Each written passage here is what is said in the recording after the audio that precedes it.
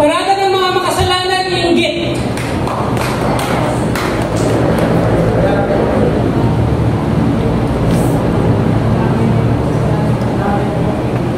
Binitiwan niya agad ang kamay ko pagkatapos ng 3 subo. 1, 2, 3, bitiw. Hindi bitiw. Kulagpos. Masyadong magaspang, sabi niya. Masyadong pawisin. Pasensya na, sabi ko, kamay mo ang unang kamay na nahawakan ito. Sanay ako sa lupa. Sanay ako sa piko.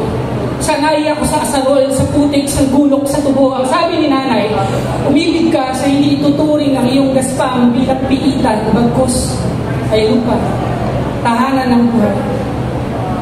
Pista sa bayan, manghang-manghang, 8 taon kong mga mata sa mga kulay, nakikiusap itong mga kamay, naabutin mo sila, yung kabayong gawa sa papel, yung kahoy na baril, yung trumpo, yung espada. Nanay, gusto ko ng trumpo, gusto ko ng libro, nanay, gusto ko ng ganong damit, yung gaya nung nakikita ko sa telebisyon ng kapitbahay, nanay, gusto ko ng telebisyon gaya nung sa kapitbahay, nanay, gusto ko ng mga damit na gaya ng mga nasa artisang nasa telebisyon ng kapitbahay.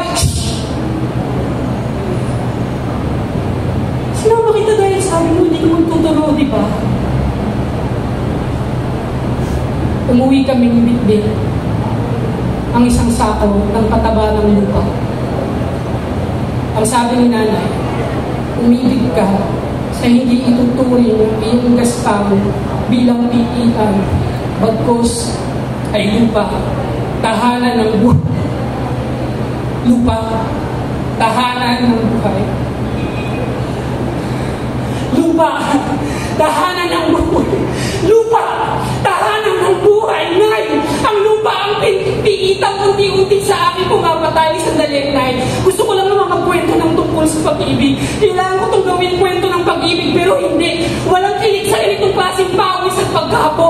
Walang romansa sa putik sa aking mga kuko. Sa tibak sa aking mga sakong gusto ko ng bagong sapatos.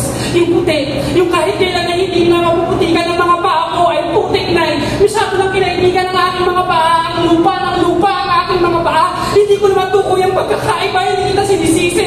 Pero hindi ako mapaghangan. Hindi ako mapag-imbot. Ako ang latak ng anak na niluwal ninyong pinangarap ang ampaw at hilaw ninyong haligid na gusto kong magpudo.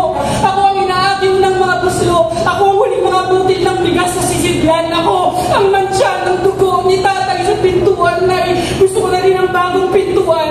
Yung maluwag. Yung kaya akong dalhin kung saan man dahil masyado nang nasanay sa lunting itong aking mga mata. At kumapit na siya sa aking paningin.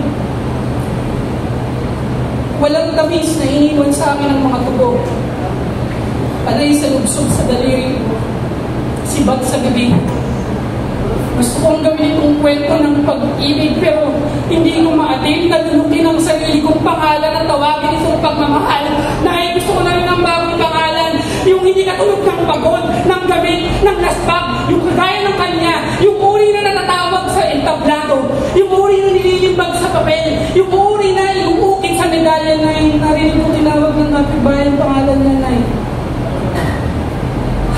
Nakita ko, naghawak sila ng kamay.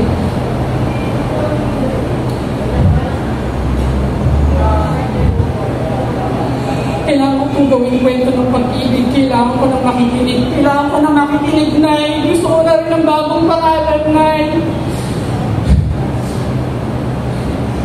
Nay, gusto ko na rin ng bagong kamay. Yung hindi magaspang kagaya ng kanya, o ng kanya, o ng kanya. Basta huwag itong sa akin. Itong mga kamay na singgaspang na ng lupang ilang beses mangbukalin, nalagdanan ng dugo, pero hindi pa rin matawag na atin dahil ito ay dapat na atin dahil ito ay atin, Nay. Nakikita ko pa rin si tatay na sumisilip sa mga damo. Naaamoy ko si Lolo sa sakong hatak-hatak ko. Bigyan ninyo ako ng kwento na hindi sinigat ng daladala. Nanay, ang gusto ko yung kagaya ng kanila. Nanay, ang gusto ko yung gaya ng kanya. Salamat.